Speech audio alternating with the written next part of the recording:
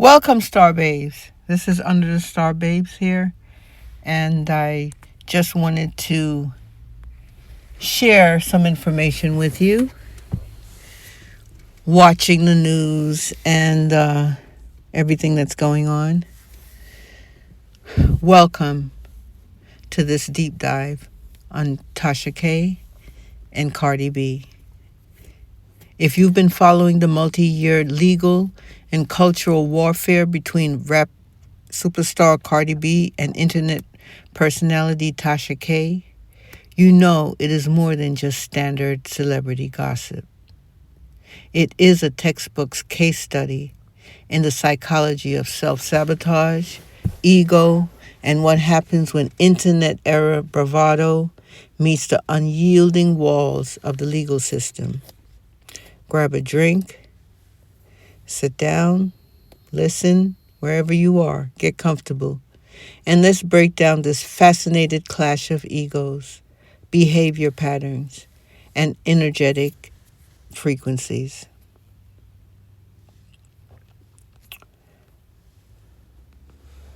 The framework of self-sabotage.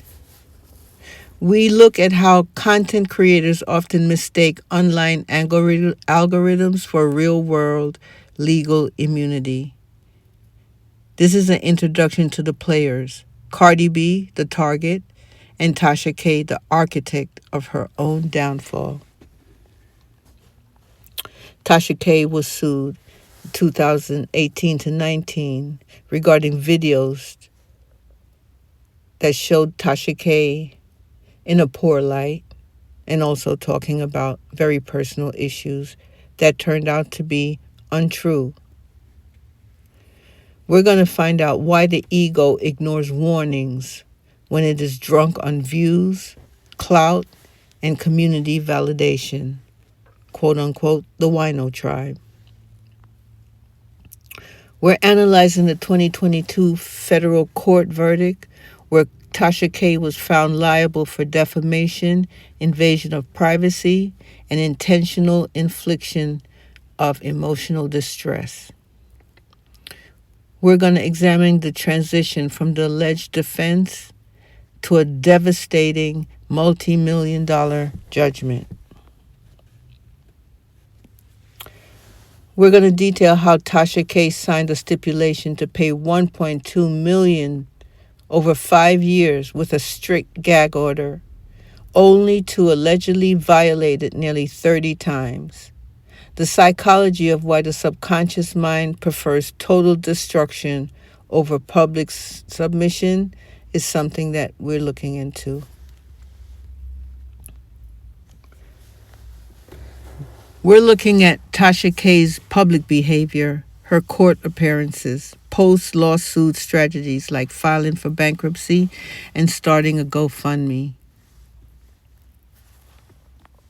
And we're going to recognize the seeds of self-passion, self-sabotage in our own lives before they blossom into catastrophic real-world consequences. Maybe not on the large scale as Tasha K, but in your own lives. To fully understand the anatomy of this self-sabotage, we can use Dr. Hawkins' map of consciousness from his landmark book, Power versus Force. The scale ranges from 20 to 1,000, where 200, courage, is the critical tipping point. Anything below 200 is destructive, contractive, and driven by the ego, using force. Anything above 200 is constructive, expanding, and driven by power and truth. Now keep this in mind. Throughout this entire saga, Tasha K's public output and structural decisions calibrate deeply within the lower levels of the scale. The baseline. For her, it would be pride, which is at the level of 175. Before the legal crash, Tasha K operated primarily from pride. On the Hawking scale, pride feels good compared to the darker zones beneath it, but it is incredibly fragile because it is entirely dependent on external circumstances. In this case, views, digital numbers, and internet notoriety. The trait of this is irrationality, defensive, heavily enmeshed in a self-constructed identity, quote unquote, the queen of unfiltered media, is what she calls herself. The sabotage. Pride blocks true learning and accountability. When Cardi B begged her several times to begged her privately to take the false videos down before filing a lawsuit, Pride demanded Tasha double down, falsely believing the digital walls of her channel could protect her from being sued. When the legal pressure mounted and a federal jury ruled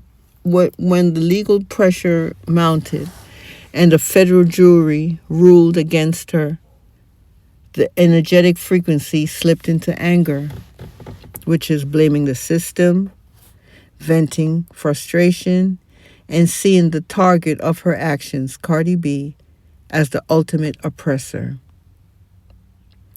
The sabotage. Now, anger can occasionally drive people to positive change, but when it's trapped in self-sabotage, it manifests as lash-outs. This explains the tragic comedy of violating a signed gag order dozens of times. The raw emotion of anger overrode basic self-preservation. At various points of the aftermath, including filing for Chapter 11 bankruptcy and launching a GoFundMe to crowdsource her millions in legal debt, the behavior dips into desire, which is a deep, burning focus on accumulation, scarcity, and manipulating external narratives to maintain financial survival without changing internal behavior. The sabotage, trying to fix an internal consciousness problem with external band-aids. This entire feud serves as a modern parable. Tasha K tried to use force, which is loudness, shock value, defamation, and stubborn defiance, to overpower her reality. But the law, backed by undeniable facts, and guys, I'm talking about spiritual law, operates on a much colder, unyielding level of reason, which is 400. When force collides with reason in a courtroom, force loses every single time. True growth only begins when an individual has the courage, which is 200, to look inward, stop blaming the external world, and take full responsibility for the energy they put out into the collective. Guys, I would like for you to comment on this podcast. Tell me what you think about this lawsuit and Tasha K's part in it. Please like, share, and subscribe for more deep dives on public figures, which when we look at the public figures, we see ourselves. And so this is really for you to do your own self-research. And with that, I bid you farewell. Have a good day. And I'll see you in the next one. Namaste.